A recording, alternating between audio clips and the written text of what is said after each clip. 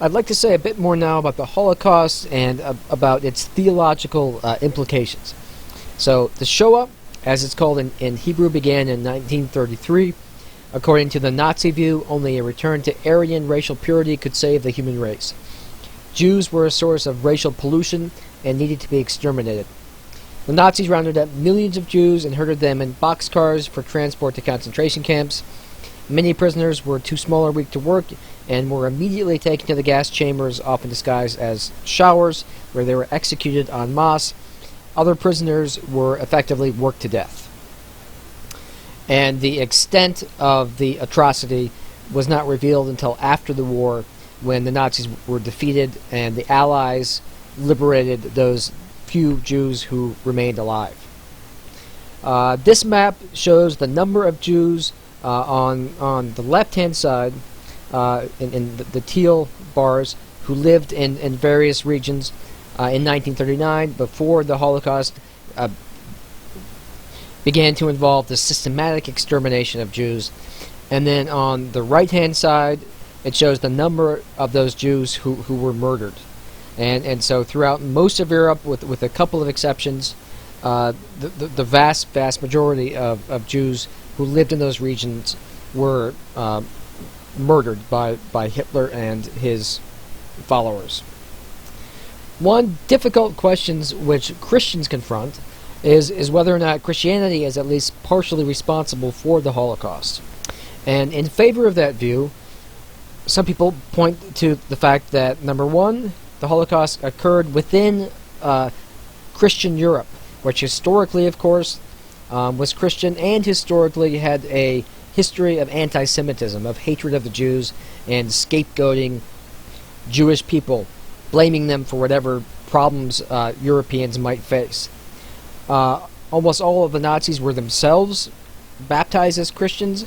Obviously, they didn't live a Christian life, according to the vast majority of Christians today and their beliefs, but they believed themselves to be Christians, and they were certainly raised as Christians, as were the vast majority of bystanders, people who supported Hitler and perhaps lived near concentration camps, and if nothing else, heard rumors about what was happening there, and did nothing to attempt to stop them.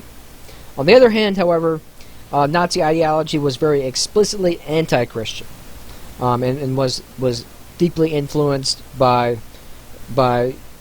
crackpot ideas of racial superiority on the part of the so-called Aryans, and inferiority on the part of Jews and Gypsies and other ethnic groups.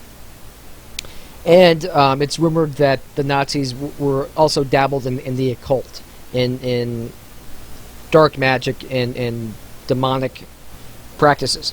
In addition, there were many Christians, an estimated 250,000, who risked their lives to rescue Jews. Very famously, because of the movie made by Steven Spielberg, was Schindler, Oskar Schindler, who saved almost all the Jews who worked in his factory.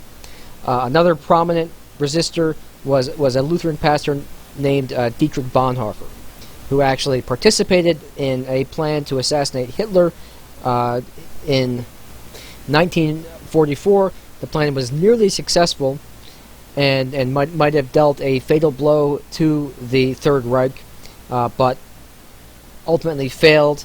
Bonhoeffer was revealed as one of the conspirators and imprisoned and then put to death by the Nazis. So this quote takes a sort of balanced approach, suggesting that Christianity was not the sole cause of the Holocaust, but remains part of the picture. The anti-Judaism or anti-Semitism in the Christian churches was part of the cultural and political milieu out of which Nazism emerged. It gave theological legitimation of anti-Semitism, which led some church leaders to publicly defend the Nazi measures against the Jews. So there were some Christians like Bonhoeffer and a group called the Confessing Church in Germany who opposed the Nazis, but others who effectively collaborated with them, or at least tolerated them and said nothing against the regime. Even Christian leaders who were critical of Nazism were reticent to criticize it publicly, which perhaps is easy to understand if you put yourself in the position of someone who would have to risk their life and the lives of their families and friends if they were to speak out against this totalitarian regime. The Holocaust also raises difficult questions, certainly for Jews, but also for Christians, in terms of how did God allow it to happen. There are 5 basic responses to this question, which monotheists have offered, and they can be combined in various ways. But the first is that the suffering was redemptive. It was effectively for the sake of humanity. The Jews are God's chosen people, just as they suffered again and again throughout their history by being conquered and enslaved. This was a lesson God was teaching the world about man's capacity for evil and the necessity to prevent these sorts of atrocities. Number 2, it could be a form of punishment. There's certainly precedent for that in the Hebrew Bible when God punished the Israelites for straying from the true path of their religion. Number 3, some argue that it was a necessary evil in order for a Jewish state to be established, the state of Israel, which was founded shortly after the end of World War II. Number 4, some say there simply is no rational explanation. We have to simply accept it's a mystery, and even to talk about it and attempt to make sense of it dishonors the memory of the dead.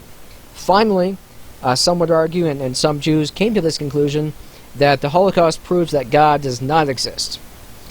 Because if he does, he would not have permitted evil on that unimaginable scale that entails the horrific suffering and death of millions of innocent men, women, and children.